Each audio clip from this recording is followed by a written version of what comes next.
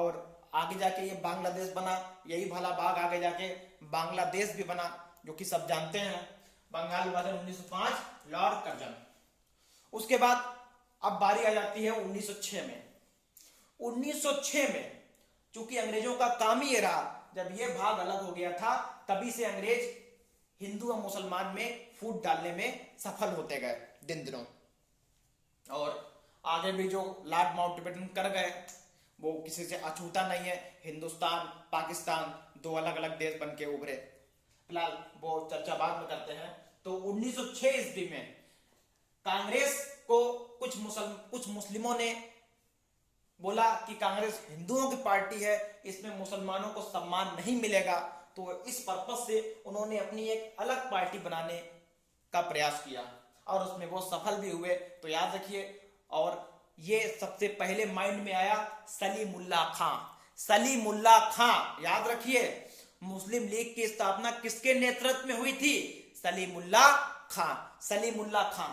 और कहां हुई थी, कब हुई थी? याद रखिए, मुस्लिम लीग, चूंकि आपको मालूम है बंगाल 1905 में अलग हो चुका था, बांग्लादेश 1905 में, जो कि बताया था बंगाल के दो भाग हो चुके थे। तो मुस्लिम लीग कब बनी? याद रखिए ये डेट, ये भी डेट पूछी जा सकती है। दिसंबर 1906 में, दिसंबर 1885 को कांग्रेस भी बनी और दिसंबर में ही, लेकिन 1906 में इसके 21 साल के उपरांत मुस्लिम लीग कब बनी? दिसंबर 1906 ईस्वी में मुस्लिम लीग बनी। दिसंबर 1906 ईस्वी में मुस्लिम लीग बनी। किसके नेतृत्व में? सलीमुल्लाह खां। उसके बाद दूसरा नाम आता है आगा खां। इन लोगों ने लॉर्ड मिंटो, उस समय गवर्नर, चूंकि 1899 से 1905 तक लॉर्ड कर्जन रहे, 1905 से 1910 तक लॉर्ड मिंटो रहा। तो मिंटो से मुलाकात की और मिंटो ने उनका स्वागत किया। क्योंकि अंग्रेज तो हमेशा चाहते थे फूट डालो और राज करो, इन्होंने इनका स्वागत किया। अब मुस्लिम लीग की स्थापना को इन्होंने अनुमति दे दी और दिसंबर 1906 ईस्वी को कहां पे हुई स्थापना? ढाका में। ढाका में, जो कि बांग्लादेश हमने आपको बताया 1905 में अलग हो चुका था, तभी 1906 ईस्वी में ये भी बात चर्चा में आ गई कि मुस्लिम पार्टी एक अलग बनाई जाएगी। दिसंबर 1906 ईस्वी में बाद में जिन्ना इसी पार्टी के सर्वोच्च नेता बनकर उभरे थे।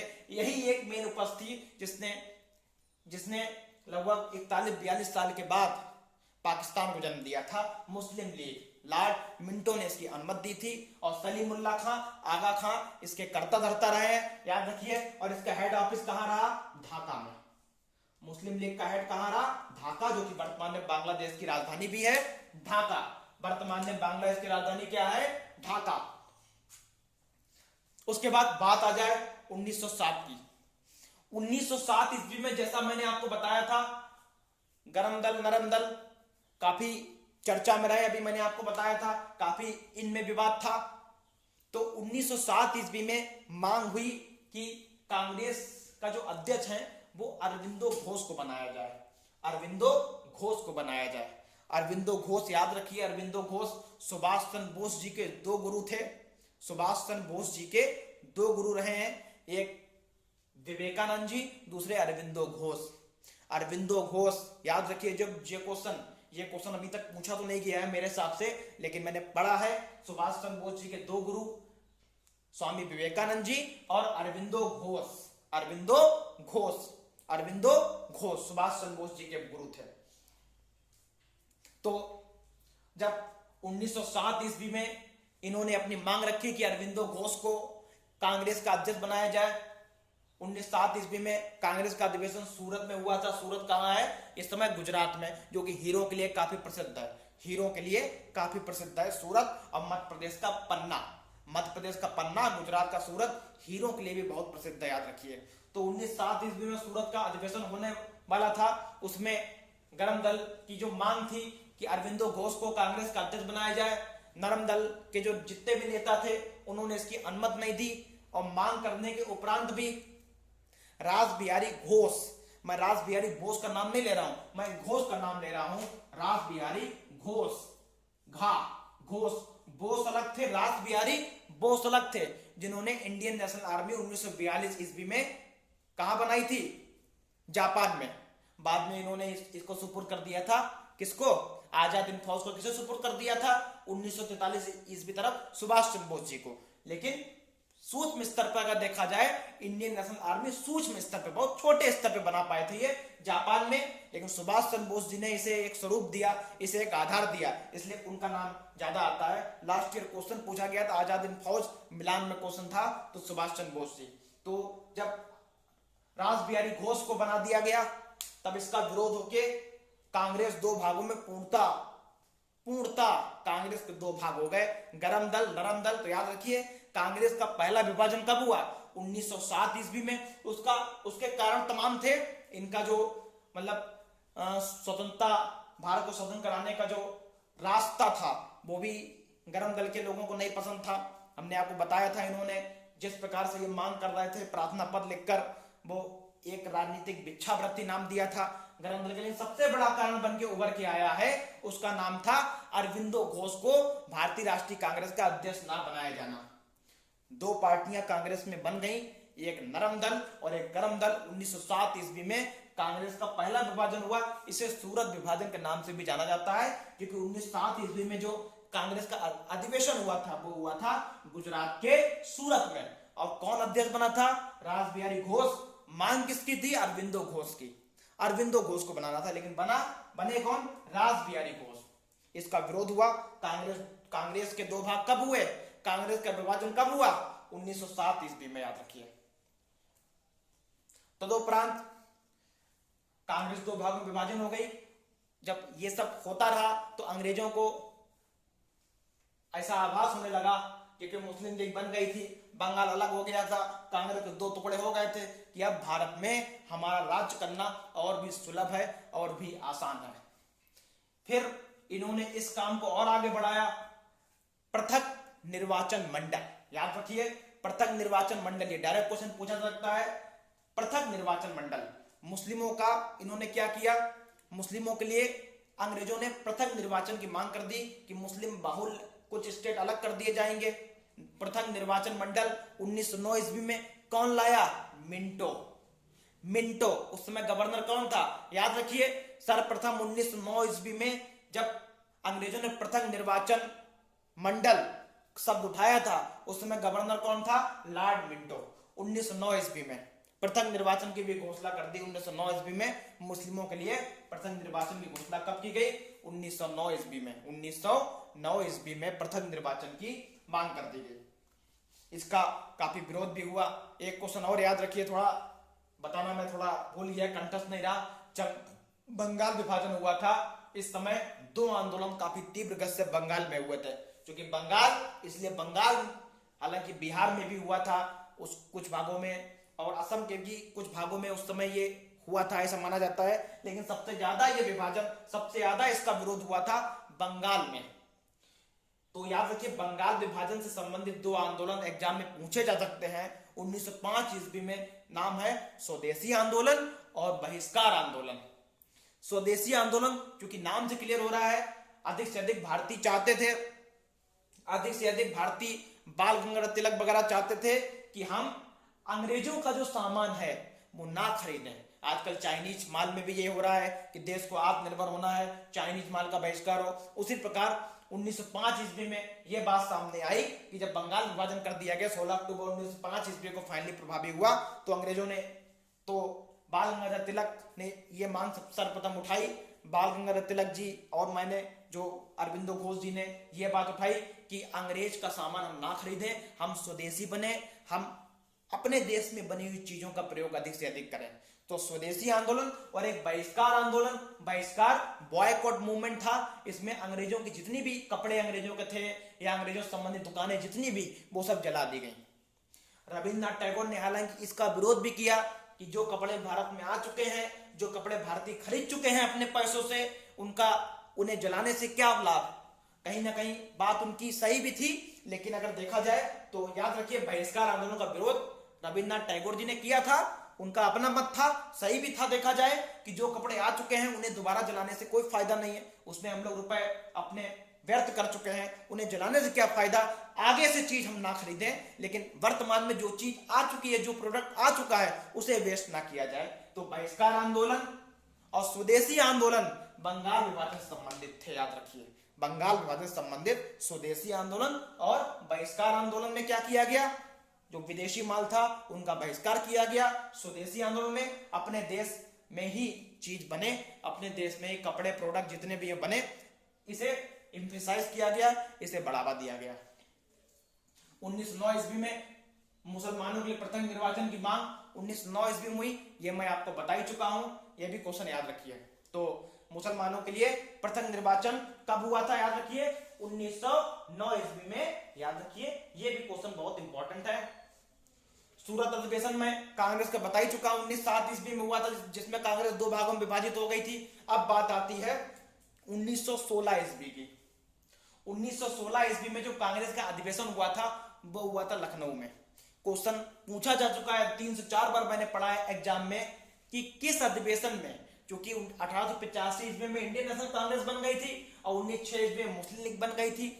कांग्रेस के किस अधिवेशन में कांग्रेस के किस अधिवेशन में मुस्लिम लीग को भी शामिल कर लिया गया था? 1916 ईस्वी में, याद रखिए, किस अधिवेशन में कांग्रेस और मुस्लिम लीग साथ साथ आए थे, साथ साथ मर्ज हो गए थे? 1916 ईस्वी में लखनऊ में अधिवेशन हुआ था।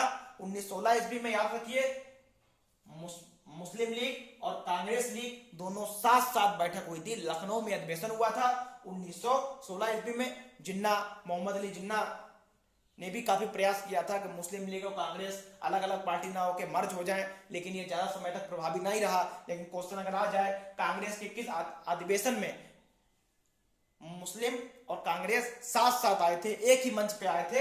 1916 ईस्वी में। कहां पे? लखनऊ में। उस समय अध्यक्ष कौन थे?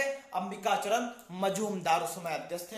अध्यक्ष ना भी याद रखिए। तो 1916 ईस्वी लखनऊ में जो कांग्रेस का अधिवेशन हुआ था उसमें मुस्लिम भी साथ साथ, मुस्लिम लीग भी साथ साथ आई थी। ये बात हो गई 1916 ईस्वी को। अब बात करते हैं, थोड़ा गांधी युग भी स्टार्ट हो जाता है 1915 ईस्वी में, क्योंकि आपको पता है महात्मा गांधी का जन्म 2 अक्टूबर 1869 ईस्वी में गुजरात में हुआ था, ये तो सब जानते ही हैं, पोरबंदर में। 1889 से 1891 ईस्वी तक वो लंदन चले गए बैरिस्टर की पढ़ाई करने के लिए, वकालत की पढ़ाई करने के लिए। 1891 में भारत आए और 1893 ईस्वी में पुनः वो दक्षिण अफ्रीका चले गए। किस उद्देश्य से गए थे? दादा अब्दुल्ला का केस लड़ने। याद रखिए, गांधी जी दक्षिण अफ्रीका में परमानेंट रहने के लिए नहीं गए थे। दक्षिण अफ्रीका वो 22 से 23 साल रुके थे, लेकिन जब वो गए थे तब उनका उद्देश्य महज था दादा अब्दुल्ला का केस करना। ये क्वेश्चन IAS 2009-10 में पूछा भी गया है। गांधी जी 1893 ईस्वी में क्यों गए थे दक्षिण अफ्रीका? दादा अब्दुल्ला का केस लड़ने। तो 1915 ईस्वी में, याद रखिए, वहां भी तमाम घटनाएं हुई हैं, उसके विषय में डिस्कस। बाद बोर युद्ध लड़ा उन्होंने, काले गोरे जो उसमें अफ्रीका में फैला हुआ था उसका विरोध किया नेल्सन मंडेला जी के साथ। नेल्सन मंडेला जी ने उस समय गांधी जी का काफी सहयोग भी किया था, वो चर्चा नहीं होते हुए 9 जनवरी 1915 ईस्वी को, याद रखिए, 9 जनवरी 1915 ईस्वी को, ये डेट 9 जनवरी इसलिए इंपॉर्टेंट है क्योंकि इसी तारीख को प्रवासी भारतीय दिवस भी मनाया जाता है। प्रवासी भारतीय दिवस कब मनाया जाता है? 9 जनवरी को। क्यों? क्योंकि 9 जनवरी 1915 ईस्वी को दक्षिण अफ्रीका में प्रवास करके गांधी जी 23 साल के बाद भारत वापस आए थे। 9 जनवरी 1915 ईस्वी को जब भारत आए तब गांधी जी ने, क्योंकि प्रथम विश्व युद्ध चल रहा था, प्रथम विश्व युद्ध उस समय चरम सीमा पे था, जो कि 28 जुलाई 1914 से 11 नवंबर 1918 ईस्वी तक चला था। प्रथम विश्व युद्ध चला था, मित्र राष्ट्र धुरी राष्ट्र के मध्य जो चल रहा था, उसमें कहीं ना कहीं इंग्लैंड भी शामिल था, अमेरिका और रूस जैसी सेनाओं के साथ। तो गांधी जी ने युद्ध में अंग्रेजों का सहयोग किया, तो अंग्रेज इससे प्रसन्न होकर इन्हें केसर हिंद की उपाधि दी थी। केसर हिंद की उपाधि किसे दी गई थी? गांधी जी को। याद रखिए, जब वो आए तब, जो कि बताया था, इनके राजनीतिक गुरु कौन थे? गोपाल कृष्ण गोखले। गोपाल कृष्ण गोखले जी ने बोला, गोपाल कृष्ण गोखले जी ने गांधी से बोला कि आप भारत भ्रमण अवश्य करिए। आप 22 से 23 वर्षों के बाद आए हैं, आप साउथ अफ्रीका में काफी प्रसिद्ध हो चुके हैं, आपने काले गोरे के लिए वहां युद्ध लड़ा, काफी लोगों में चेतना जागृत की, अब आप भारत भ्रमण भी कर लीजिए कि भारत का क्या हस्त है। तो गांधी जी ने उनकी बात मानी और उन्हें अपना गुरु बनाया। याद रखिए, गांधी जी के राजनीतिक गुरु गोपाल कृष्ण गोखले जी ने ही सर्वेंट ऑफ इंडिया सोसाइटी बनाई थी 1905 ईस्वी में, याद रखिए। ये यूपीपी से 2017 में क्वेश्चन पूछा गया था। सर्वेंट ऑफ इंडिया संस्था की स्थापना किसने की थी? गोपाल चंद गोखले ने। डायरेक्ट पूछा गया था। इसकी डेट 1905 है फिलहाल। और 1905 में बंगाल विभाजन भी हुआ था। किसने करवाया था? लॉर्ड कर्जन ने। और बंगाल विभाजन से संबंधित दो आंदोलन कौन हुए थे? स्वदेशी आंदोलन और बहिष्कार आंदोलन। एक टॉपिक पे आपको 6 से 7 क्वेश्चन तुरंत माइंड में क्लिक करना है। इतनी प्रैक्टिस करनी है। तो याद रखिए। तो 1915 ईस्वी में जब वो भ्रमण करते हैं भारत का, तो भारतीयों की दया देखते हैं, भारतीयों की दीन दशा देखते हैं, तो उससे उन्हें काफी दुख होता है। उनके मन में भी आया कि अब भारत को अंग्रेजों के चंगुल से मुक्त करना ही है।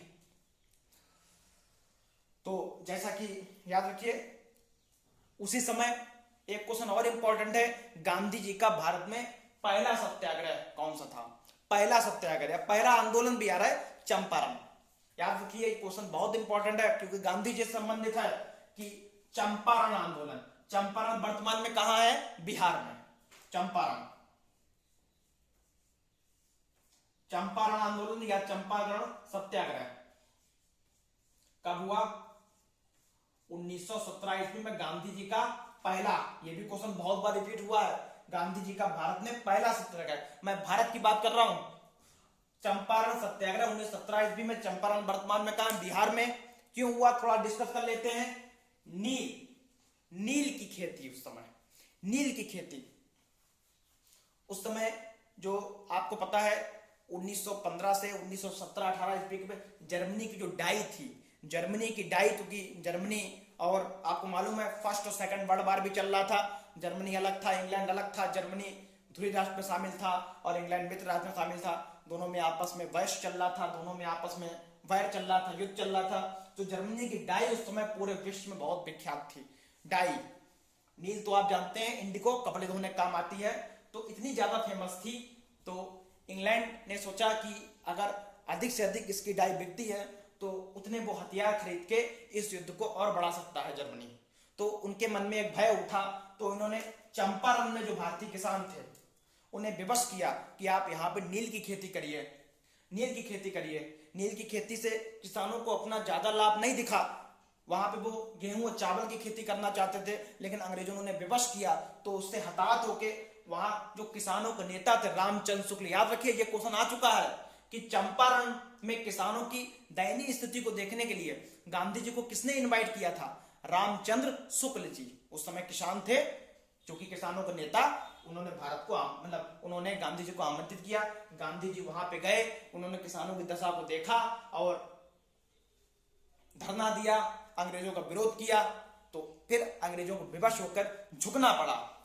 तो याद रखिए, और बाद में नील की खेती का जो प्रस्ताव था वो उससे उन्हें मना करना पड़ा। याद रखिए, चंपारण सत्याग्रह 1917 ईस्वी में हुआ था, गांधी जी का पहला था।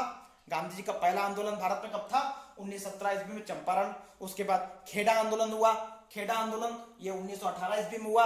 उसके बाद अहमदाबाद मिल आंदोलन ये भी 1918 ईस्वी में हुआ, लेकिन सबसे पहले खेड़ा हुआ था। सबसे पहले ये क्रमबद्ध आंदोलन पूछे जा सकते हैं, तो खेड़ा पहले आएगा। दोनों हुए 1918 में ही, लेकिन खेड़ा पहला हुआ था। फरवरी 1918 में खेड़ा हुआ था, खेड़ा पहले हुआ। और अहमदाबाद मिल आंदोलन जो हुआ था वो 1918 ईस्वी में हुआ था। ये नवंबर 1918 के आसपास हुआ था।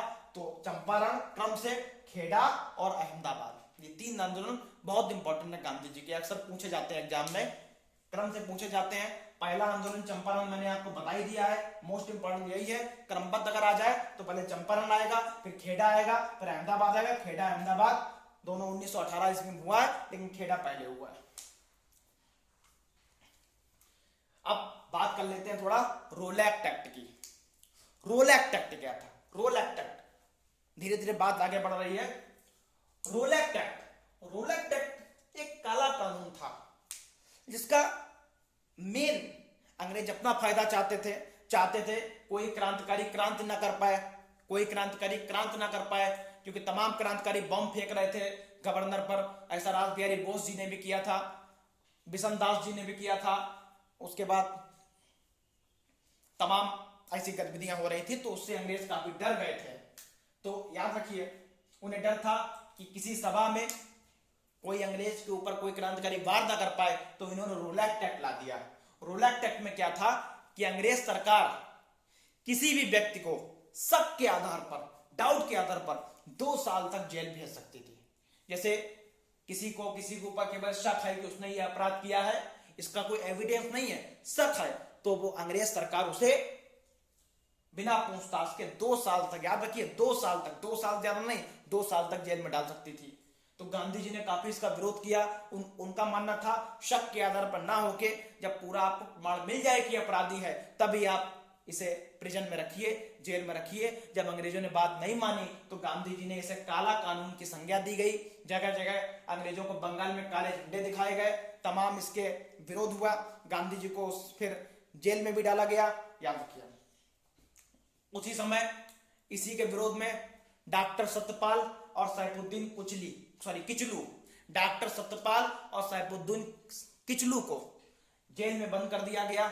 इससे हताहत होकर, इससे परेशान होकर पंजाब में बैसाखी के दिन 13 अप्रैल 1919 ईस्वी को 13 अप्रैल 1919 ईस्वी को जलियांवाला बाग की कांड की घटना घट गई। जलियांवाला बाग मैसेकर घटना घट गई। जलियांवाला बाग की डेट याद रखिए, क्या थी? 13 अप्रैल, मैं यही लिख देता हूं साइड में, 13 अप्रैल 1919 को जलियांवाला बाग घटना पंजाब के अमृतसर में, क्योंकि उसमें बैसाखी का दिन भी था, बैसाखी का दिन था। रोलैक्ट एक्ट के विरोध में और डॉक्टर सैफुद्दीन किचलू और की गिरफ्तारी हो गई थी। तो इससे लोग काफी विरोध में, इन्होंने अमृतसर में इसका विरोध किया लोगों ने। उस समय भीड़ काफी गुस्से में थी। उस समय वहां का तत्कालीन गवर्नर जो था वो था जनरल डायर। तो भीड़ को काफी रोष में देखते हुए उसने भय से उन भीड़ पर गोली चलवा दी। 13 अप्रैल 1919 को जलियांवाला बाग हत्याकांड हुआ था। कहते हैं कि इस गोलीबारी में लगभग 3000 से अधिक लोग मारे गए। उसमें निकास का केवल उस स्थान पर जहां पे ये विरोध चल रहा था, निकास का केवल एक छोटा सा गेट था। उसमें कुछ लोग जो भाग पाए, कुछ कुएं में कूद गए, कुछ गोलियों से भून दिए गए। निहत्थे निर्दोषों को अंग्रेजों ने बड़ी बर्बरता से मार दिया। और याद रखिए, किसने गोली चलवाई थी? General Dyer. क्वेश्चन बहुत आता है, जलियांवाला बाग हत्याकांड जब हुआ था उस समय कौन इसका उत्तरदायी था? जैसे बंगाल विभाजन के लॉर्ड कर्जन, जलियांवाला बाग के लिए कौन जिम्मेदार था? General Dyer. उस समय कमांडर था जनरल डायर, उसी ने गोली चलवा दी थी। निहत्थे भीड़ पर गोली चलवा दी गई, 3000 से अधिक लोग मारे गए।